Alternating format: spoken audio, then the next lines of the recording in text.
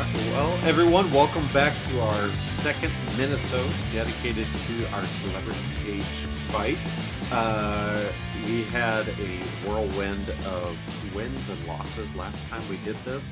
It was odd, funny, and unremarkable in certain circumstances. Oprah and Robert Downey Jr. That fight, the weakest Avenger. The weakest Avenger. Yep, I knew that was going to come. But on this special minisode, we do have our special guest, Wagbag, also known as Joe. And if you don't know what a wagbag is, you're gonna have to go and listen to episode 13. Yes. And also go to Google Images. I don't recommend it. But as a reminder and just a little bit of housekeeping, so the way the bracket was determined was via a brain is failing me. Yes. So we used a random number generator to say who was going to fight who. And then the random number generator also said who wins each fight. But AI is what we're going to use to be able to give you the fight story. So we have not come up with these fight stories. AI comes up with it all. We're not saying which AI we're using specifically because we don't want to get sued. And it's also worth noting that we do this live. So Dan and I are physically typing in the prompts. So we don't know what's going to come. And but let's just dive into it. So Dan, I think you have the first fight of the day. Yeah. So if you remember, our fight today involves Tinky Winky, the wonderful Teletubby, who got here by beating Shia LaBeouf. Sorry. In the first round, and then in the second round, beat Matt Lauer. That Matt Lauer Bill Cosby fight was just wrong in every single way. Do we assume that Twinkie has had time to recover, or is he like still bludgeoned? I'm assuming AI resets after every single one, so we're not talking about it assumes us. We're just giving the tail of the tape on how they got there. Right. But fighting Tinky Winky today will be Ted Nugent, who got here by beating C-3PO and then by beating Will Smith, who, if you remember the premise for this was supposed to be people we thought we could beat up. That I still say I want to see Ryan and Will Smith in a fight for Ryan to prove that he can beat Will Smith. But he's out of the running right now. So this will be Tinky Winky versus Ted Nugent. Yeah, Will Smith better be. He's lucky he made it out of the first round. He's just a big old pussy. I don't know. Wasn't he the guy who smacked the guy at the Chris Oscars? Rock, yes. Yeah. That was it was open-handed. It wasn't that big of a deal. Okay, let's get into the fight. Again, this is all AI. I'm reading it in real time. I have not pre-read this. If it says anything that's embarrassing or slanderous, blame AI, not me. The Teletubbyland sun, usually a beacon of carefree giggles, now hung low in the sky, casting long shadows as an unlikely showdown brewed. In one corner stood Tinky Winky, the enigmatic purple Teletubby known for his calming demeanor and, well, a rather large handbag. In the other corner, the grizzled Ted Nugent, rock legend and self-proclaimed Motor City maniac, glared with enough intensity to curdle Teletubby custard. Their paths crossed over a misunderstanding as old as rock and roll itself. Volume. Nugent, on a self-proclaimed Spirit of the Wild tour, had accidentally wandered into Teletubbyland, his music truck blaring enough to drown out the giggles of the sun and send Lala's rubber ball into a terrified tizzy. Tinky Winky, or whatever the diplomat, approached with a polite request to turn it down a notch. Nugent, ever the Nugent, that's really ... Nugent, responded with a tirade about the nanny state, the stifling of artistic expression, and something about the strategic value of kazoos in a revolution. What? Weird stuff. Diplomacy dissolved faster than Poe's custard ice cream on a hot day. Tinky Winky, surprisingly nimble for his rotund frame, surprised Nugent with his agility. He dodged Nugent's flailing fists, the handbag, usually a vessel of pacifiers and baby wipes, transforming into a surprisingly effective shield. One particularly well-placed block sent Nugent's prized guitar flying, landing with a mournful twang in a patch of giggling flowers.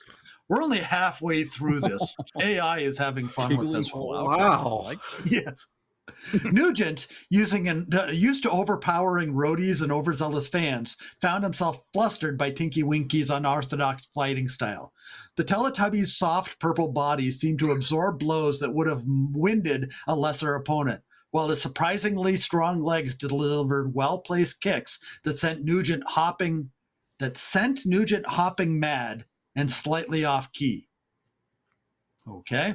The tide turned decisively when Lala and Poe, alerted to the commotion, joined the fray. Oh, now we've got people piling on. They're cheating. Is this allowed? So let's go here. Lala, armed with her trusty ball, pelted Nugent with surprising accuracy, while Poe, surprisingly strong for his small stature, tripped the rocker with a well-timed tackle.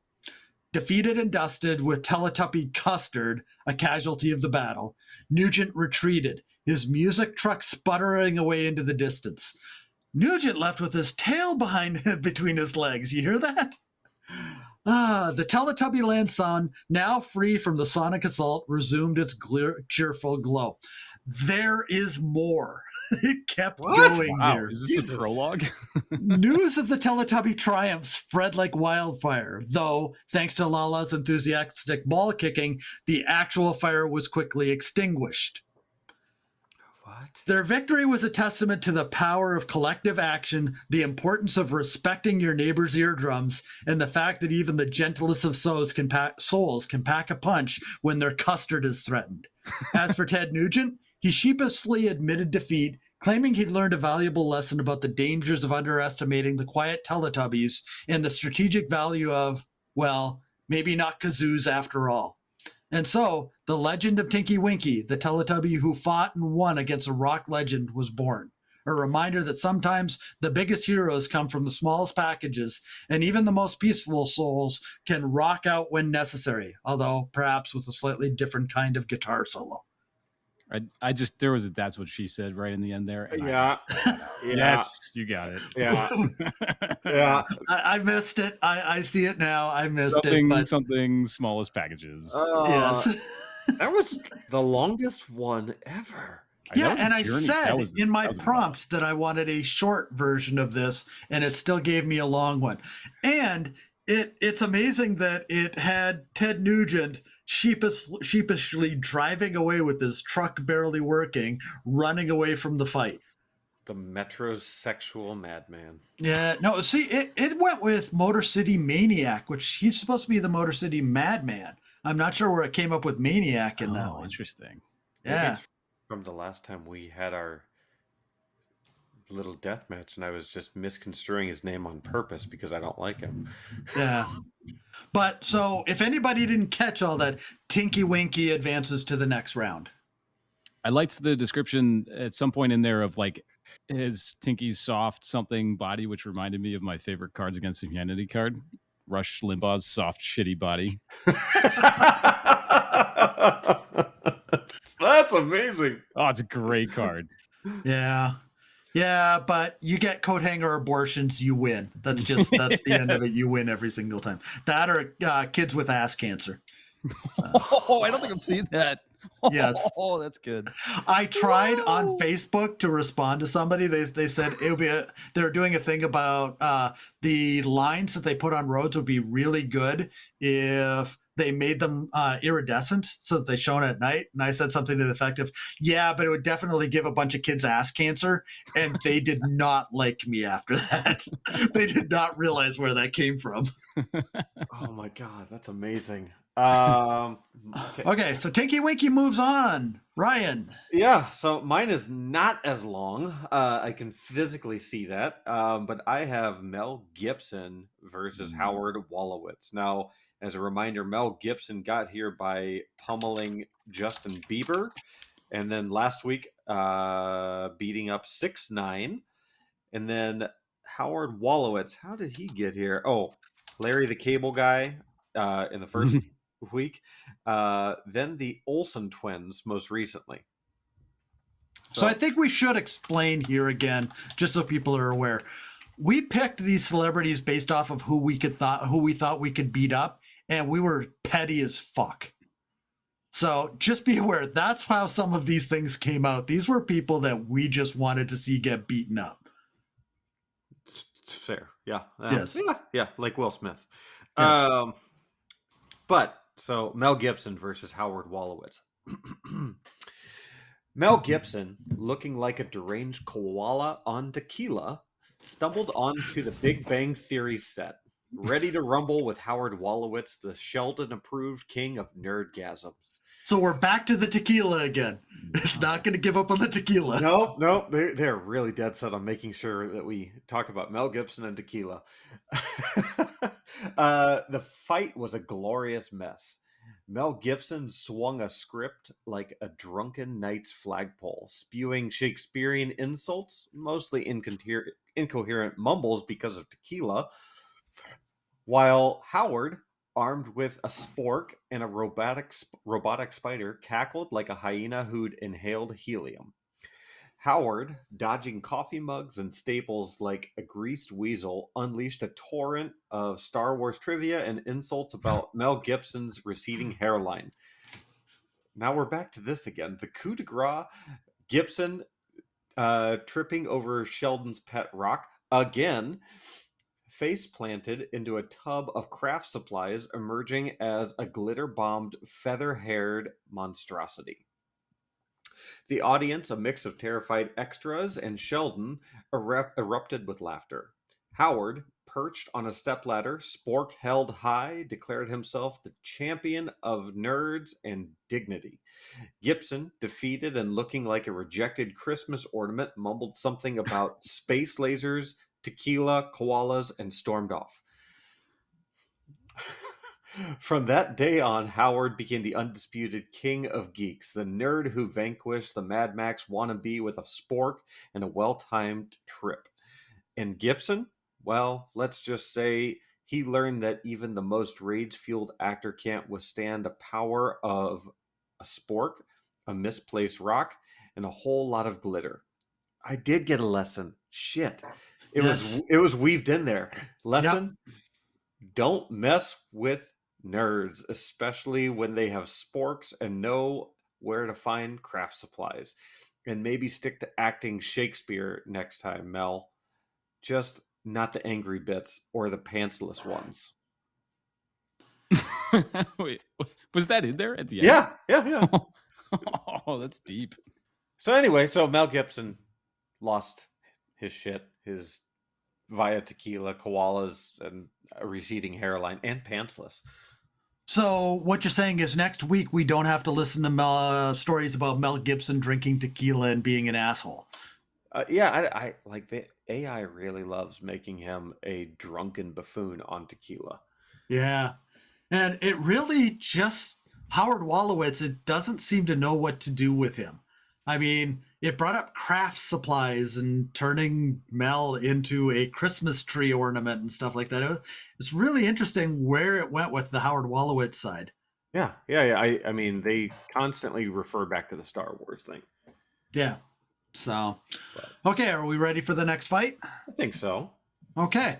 So our next fight will be Pauly Shore, who got here by defeating Triumph the Insult Comic Dog and then somehow defeating Mark Hamill last week. And he's going to be fighting the one, the only George Santos, who got here by beating up King Charles.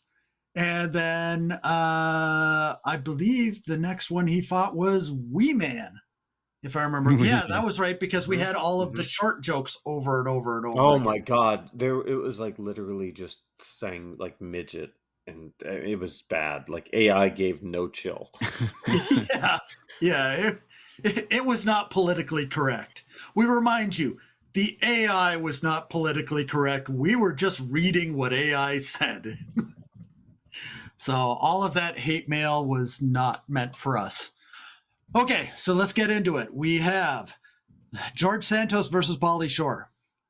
The fluorescent lights of the congressional hearing room hummed with an unusual energy. Gone were the usual droning monologues and finger wagging. Instead, all eyes were fixated on the dais, where the most unexpected brawl was unfolding. In one corner stood Pauly Shore, the Venice Beach bad boy with a penchant for bucket lists and surfer slang, microphone clutched like a scepter. In the other, the embattled Congressman George Santos, his meticulously crafted facade crumbling faster than a house of cards. Does a really good job of laying out what the scene looks like. Yeah. It's very visual. Yeah, although it has repeated the same thing for Pauly Shore for a couple of weeks now. There's only so much to draw from, let's be real. Yeah, but it didn't make, well, I'm sure it'll make the Encino Man joke later on in this. So it all started with a simple question about Santos's resume, a document more fantastical than a Shore filmography. But before the congressman could weave another fantastical tale, Shore interjected, his voice dripping with mock seriousness. Hold up, dude, Shore drawled, his signature shades perched low on his nose. You saying you played volleyball for the Ukrainian national team and discovered a lost Mayan temple while inventing a perpetual motion machine? Sounds gnarlier than Encino Man, and that's saying something. There's the Encino Man joke. Nice. Yep. So I like how it just went, it's added to the history of lies that George Santos has told. So Joe, just so you have context, it has only talked about George Santos lies and every single fight. Yes. But I like how he's now on the Ukrainian national volleyball team. Anyways, the room erupted in laughter, the tension dissipating like a popped sequin vest. Santos, flustered, sputtered about decorum and disrespect, only fueling Shore's comedic onslaught. Hey, relax, Congressman, Shore said, patting Santos's shoulder with faint sympathy. We're just here to, separate fact from fiction. You know, shred the gnar with some truth bombs. That was hard to read. Just coming up on gnar and hitting that word without saying gnar was difficult. Each question from Shore was met with more outlandish claims from Santos. Each met with Shore's witty retorts and pop culture references that left the room in stitches. He likened Santos' fabrications to a Weekend at Bernie's sequel, but way less believable, and compared his political platform to a totally tubular pyramid scheme, all smoke and mirrors, brah. Santos, desperate to regain control, challenged Shore to a debate, a move the comedian met with a mischievous grin. What followed was an epic clash of titans, not of policy or power, but of wit and wordplay. Shore, armed with his arsenal of one-liners and pulp culture zingers, danced around Santos's fluttered rebuttals like a surfer dodging waves. The highlight came when Shore, channeling his inner Baduce, I'm trying to remember, is Baduce, is that how it's said? Is that from Encino Man or Biodome? I don't know.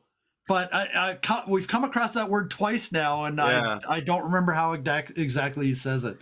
So launched into a freestyle rap about political lies, name-dropping everything from Nixon's Watergate to Santos's own fabricated claims. The room erupted in applause, even some begrudging claps from Santos' allies.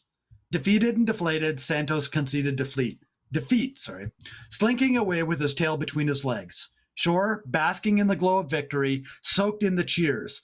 He had not only exposed Santos's lies, but had done so in a way that brought laughter and unity to a divided room. News of Shore's comedic takedown spread like wildfire, becoming a beacon of hope and humor in a world seemingly devoid of both. I haven't listened to episode 13. As for Santos, he faded back into the shadows, his tall tales forever tarnished by the comedic might of Pauly Shore. And so, the legend of the day Pauly Shore schooled a congressman was born. A reminder that sometimes the most effective weapon against absurdity is a well-placed joke. I had Just not enough violence. There's not a lot of violence in these things. One of the reasons why we went with the AI that we did was because the other one that we tried refused to do anything from a violence perspective whatsoever. Yeah. It's amazing how they put controls and training in place to give a message that they want to give. And this one, is much more fanciful. It sets much more background and that sort of stuff. It uses the same reference points, but earlier on there was some violence involved in it. It's just not coming out now. It's like it's learning as it goes that it does not want to lean into what we're doing. Yeah, It's just like inflicting emotional damage. So the Oprah statement from a couple weeks ago was the most damaging thing that it could possibly oh, say. did you ever post that on Twitter? I didn't. I should. I don't remember the exact wording, but it was something to the effect. She was fighting Donald Trump, and she said, "Go play with your Legos, Donald." While the grown-ups in the room or something like that. Yeah. We build while we're building empires. You're just building fanciful lies for people based off of your falsehoods. I mean, it laid into Trump in the most vicious way possible. Yes. Yeah, that was something different. That was a good one. But that was we had to stop reading at that moment and just enjoy that moment. Yeah, that was like a shit. That was poetic. Yes. So this not nearly as poetic. No. Pauly Shore advances.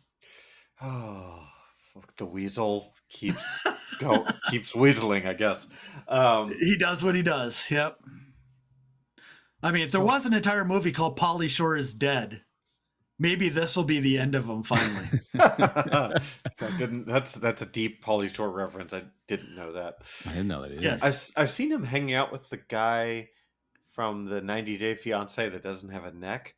They're doing like, oh God, that's that commercial. So we watch a lot of The Office on Peacock. Sorry, no, that's not on Peacock. That was on Discovery. That was while we were watching murder shows. And that no neck Nick guy just bugs the crap out of me because he has no neck and he is so fat. Like his entire body is fat in a way that just he's a human round popsicle. Google it, Joe. If you haven't seen it, just say no neck Nick and you'll get the image. Is this going to be a guest on the death match? No, God. No, we didn't think. Yeah, you never seen him before. It's not that he doesn't have a neck; it's that his neck. It's like the opposite. It's like what his neck should be is an inside out. Yeah, he's a unique one for sure. Yeah, wow. That commercial's for that 90 Day Fiancé thing. They're doing one where they went into therapy. It was couples therapy at this resort, and everybody just looked like a human disaster on that. It was horrible. And I just saw the commercials. I refused to watch the show. Now, Joe, you might not know this. My wife does watch the Sister Wives. I think we did discuss that a little bit on this show. Yeah. And that is just as horrible of human beings on that show. But I know way more about what's going on that show than I ever want to, because it's one of those, again, the boss is on fire. The nuns and the orphans are all in it. And you're just waiting for the train to smack into the side of it. Oh, this is so fascinating and deeply disturbing at the same time. Oh, if you've never watched a 90 Day Fiancé episode, I implore you just to go back to season 1 or 2. It's on TLC or something like that, or Bravo, or Discovery owns it, so it's TLC. I call it the Lunatic Channel. I did meet a Russian mail order bride at a bar recently. Those are actually still a thing. Was this a mail order bride that you paid for, or no? She was now here. She from the middle of Siberia, spoke no English, literally like got set up somehow online to a guy in Texas, came out there with the 90-day visa. This is great. He, within 2 weeks of her landing, shot himself. He was like out in the backyard playing with his guns, shot himself like and annihilated. Like he blew off his kneecap basically. So this guy is a cripple, and so now she's basically a bed nurse. She also still speaks no English. So after 9 months of that misery, she just left.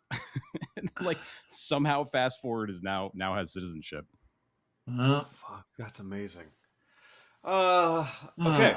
Well, I'm going to get to our last fight of the night, day, afternoon, all of the above, which is none other than Aquafina versus Oprah Winfrey.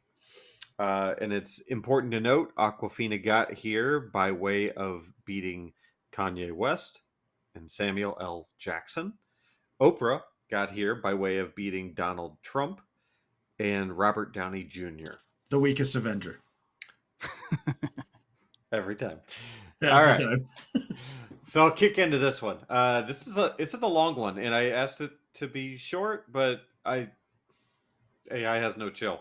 I even reprompted it to make it short, and it made it longer. So, and Joe, realize every time that we've done this with Robert Downey Jr., it does not seem to understand there's a difference between Robert Downey Jr. and Tony Stark. So we're gonna have to see if it continues that. There's nothing really about. There's really nothing about Robert Downey Jr. in any of these. It's always Tony Stark stuff, Iron Man stuff. But Robert Downey Jr. is not in this one. Oh, sorry. That's right. He already got eliminated. Sorry. Confusing. Sorry about that. Aquafina versus Oprah Winfrey. Yes. All right. The stage sizzled with the anticipation of a million dropped mics. Aquafina, a pint-sized rap goddess with rhymes hotter than Szechuan chili oil, faced off against Oprah, the queen of talk shows and emotional meltdowns. Tonight's battle, a charity roast so spicy it'd make Satan himself cough up holy water. That's a great line. Wow. That's a great line. It's a great line, but where did that come from? I don't know. All right. Let's keep going with this. Aquafina dropped diss tracks faster than dumplings at a dim sum buffet. God, they're just being culturally insensitive here. Each line a verbal... Fuck. All right, here we go. Each line a verbal kung fu to Oprah's empire. Jokes flew like drunken pigeons at a wedding reception, skewering everything from Oprah's questionable collagen intake to the rumor that Gayle King's hair was actually a sentient chia pet.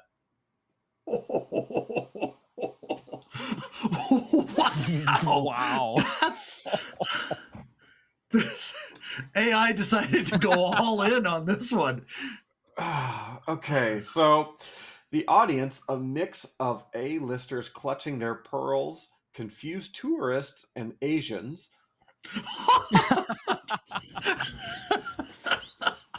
Why do I have to read this shit? So awkwardly specific. Oh. This is almost as bad as the fight of Peter Dinklage versus Wee Man. Yeah, this is up there. I think we're getting close to Microsoft Tay. Let's see. And Asians, okay, wondering if this was part of the Hollywood tour, gasped and snorted with laughter in equal measure. But Oprah, unfazed as a rhinestone-encrusted tank, countered with the wit of a Southern belle armed with a thesaurus and a lifetime supply of sass. A rhinestone-encrusted tank. Yep. Wow. I enjoyed that one. Her barbs stung like a hummingbird on tequila, each one roasting Aquafina's fashion sense. Honey, that outfit screams flea market reject, not fleek. That's what it says. Her questionable filmography, Crazy Rich Asians, ? More like Crazy Rich miscasting. Oh, wow. And even dropping a low blow about Aquafina's rap name. Sounds like someone forgot to mute their grandma's bingo calls. Random. Yep. The coup de grace, Oprah channeling the spirit of a gospel choir gone rogue, unleashed a spoken word poem so powerful it could cure world hunger, make Gandhi reconsider his pacifism, and leave even Cardi B speechless. It spoke of resilience, self-love, and the importance of giving back, all while subtly reminding Aquafina that owning a vineyard didn't make her Maya freaking Angelou.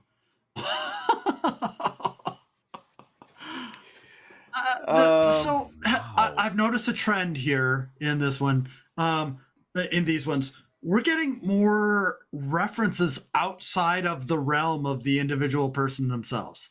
And that is an odd reference. Maya Angelou. Yeah. Wow. And did it end on that note? No. There's more. Okay. Continue. The room erupted in a standing ovation, the sound of laughter and applause echoing like a gospel revival in a sequin factory. Aquafina, mic dropped and ego deflated faster than a souffle in a hurricane, could only stammer out a breathless, "You win, Antio, but next time I'm bringing the wasabi." Fucking all these cultural references. Jesus. All right, here's the last paragraph. From that day on, Oprah remained the undisputed queen of the mic, the talk show titan who roasted a rapper so hard it made their ancestors do the Macarena in shame. And Aquafina, well, let's just say she learned that even the most seasoned roaster can't withstand the power of a well-placed southern fried diss and a whole lot of Oprah wisdom delivered with the sass of a drag queen on a sugar rush. As for the lesson, don't mess with the queen, especially when she's got a microphone, a lifetime of stories that could make a sailor blush, and enough shade to throw an eclipse party. Okay? And hey, at least it was for charity, right? And hopefully everyone learned a valuable lesson about the importance of giving back and maybe choosing your grandma's bingo calls more wisely. But hey, if nothing else, at least we got some truly epic mic drop moments that would make even Beyonce jealous. Now that's entertainment, honey. Oh, Always with the lessons. I like the enough shade to throw an eclipse party. That's a yes. good one. Yeah. Yeah. That was good. And Can you go back? There was a line in there about like Satan earlier on. Oh, It the was pretty initial. early. Yeah, hold on. the I command have to scroll. Lucifer Oh, here we go. So Yeah. tonight's battle, a charity roast so spicy it makes Satan himself cough up holy water. Yes. Oh, that's good. All right. So that reminds me of a bad one. Have you guys ever heard of a reverse exorcism? No. No. It's when the devil tells the priest to exit the child's body. You got him mid-drink too. That's the best part. He's gonna spit at some point. He's gonna spit there. Just like the priest doesn't want the little boy to do. God damn it.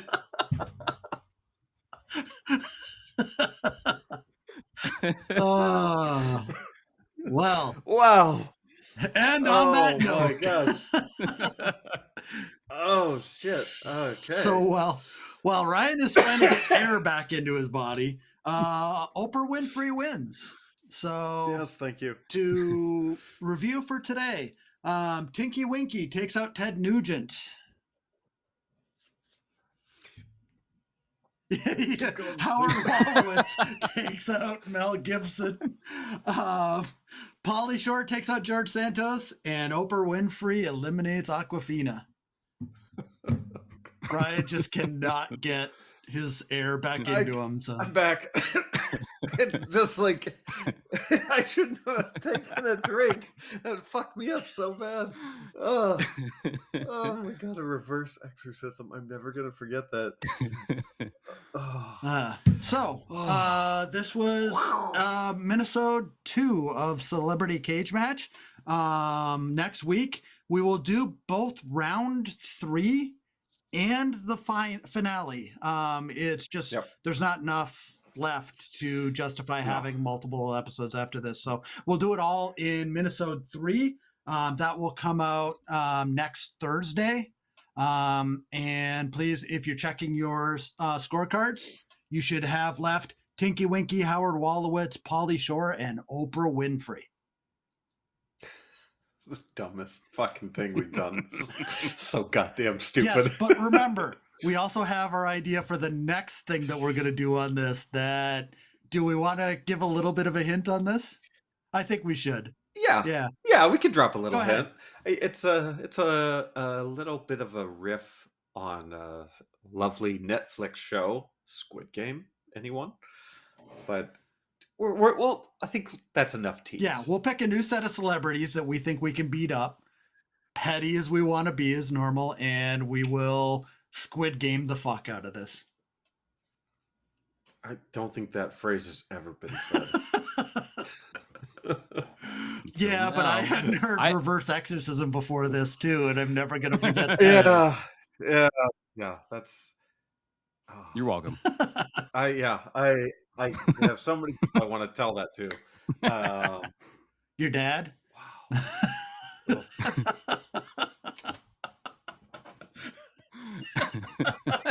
Ryan's moping now. I have nothing to say. For once. Should we guest call your dad in right now? No. No. And he so badly wants to be a guest, and I won't let him. So, okay. Anyway, well, thank you everyone for joining us on this round 3 minisode. 2. No, Round 3? Round 3. Oh, yeah, that's right. Round 3. Yeah. God, man, I'm usually the one that's fucking up. Can you go count on your fingers? Show everyone how well you do that. Yeah, I can. But Is that painted? Did you paint your nails? No, I didn't. I just It looked a lot like you had a yellow nail. Oh, no. I was kind of disappointed. No. I was hoping you painted your Anybody nails. who's wondering, I was just telling Ryan that he's number 1. But again, thank you everyone for joining us on this minisode for our celebrity cage match. I am back fat. I have it. Ryan. I'm Major Asshole, aka Dan. And with us. And I am Wagbag, also known as Joe. Joe, thanks for joining us on the minisode as well. It's been a pleasure having you on now 2 times in a row. So this is awesome. Solid Sunday. Thank you, guys. All right, everyone, stay classy as fuck. I don't know where you're going with that. I was gonna go with Albuquerque, New Mexico. I don't know. Just kind of come up with more cities as we go on. Yeah. Okay.